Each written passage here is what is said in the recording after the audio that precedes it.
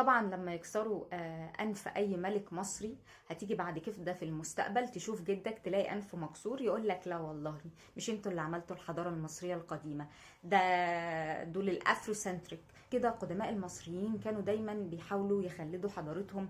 يعني مثلا سابوا لنا البرديات، النقوشات على جدران المعابد، علشان كانوا عارفين ان في ناس عايزين يسرقوا ارضنا وتاريخنا وهويتنا.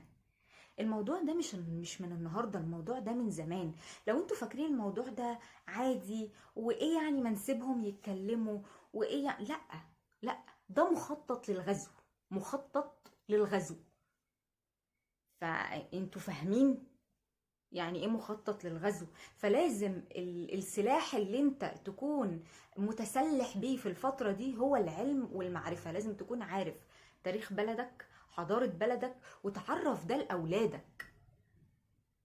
لازم ده يتضاف في المناهج الدراسية. لازم يبقى عندنا يعني علاقة وطيدة أكتر بالعلوم المصرية القديمة، بالحضارة المصرية القديمة. محدش يجي يقول لي إن هما ما كانوش موحدين، ماشي؟ عشان احنا يعني ايه، خلاص النقطة دي اتكلمنا فيها كتير يعني. دي كلنا عارفين الافروسنتريك. الافروسنتريك دول هم مجموعة من الافارقة اللي عاشوا في امريكا، بالذات امريكا. طيب هم ليه عايزين يسرقوا حضارتنا وليه بيقولوا كده؟ لان بمنتهى البساطة هم عاشوا ظروف صعبة في امريكا.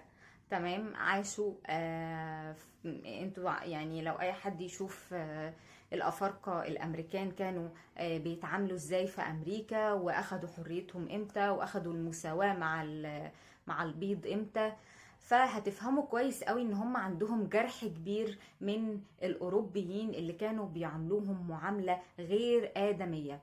فعلشان الجرح ده، علشان الجرح ده يعني يشفى، عايزين يطلعوا نفسهم عظماء بأي شكل.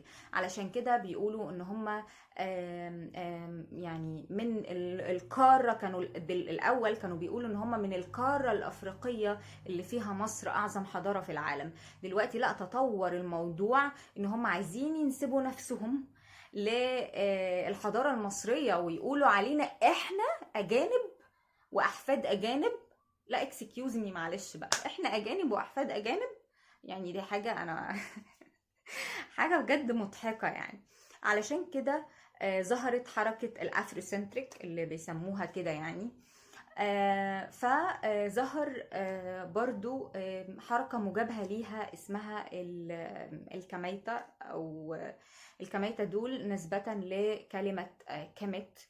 كمت اللي هي الأرض الخصبة اللي هي مصر. ودي حركة مجابهة بيعرفوا الناس بتاريخ مصر وإنجازات ملوك مصر، وبيدافعوا طول الوقت عن هويتهم وعن جذورهم، ضد الحركة اللي هي الافروسنتريك. لان للأسف ابتدوا ينشروا اكاذيبهم بطريقة فجة على كل وسائل الإعلام المسموعة والمرئية. فأنا يعني مش عارفة، احنا بقينا في زمن الأكاذيب.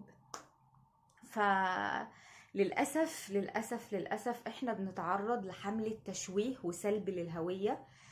فلازم نكون على قدر كبير من العلم والثقافة والمعرفة، ان احنا يعني يبقى الموضوع ده مهم عندنا جدا. وزي ما بتربوا اولادكم على حاجات كتير، مثلا منها الدين ومنها الالتزام والاخلاقيات، لازم تربوا اولادكم ان هم يعرفوا جذورهم وتاريخهم كويس قوي قوي قوي، عشان محدش يقدر يسلب ده منهم، عشان محدش يقدر يسلب ده منهم.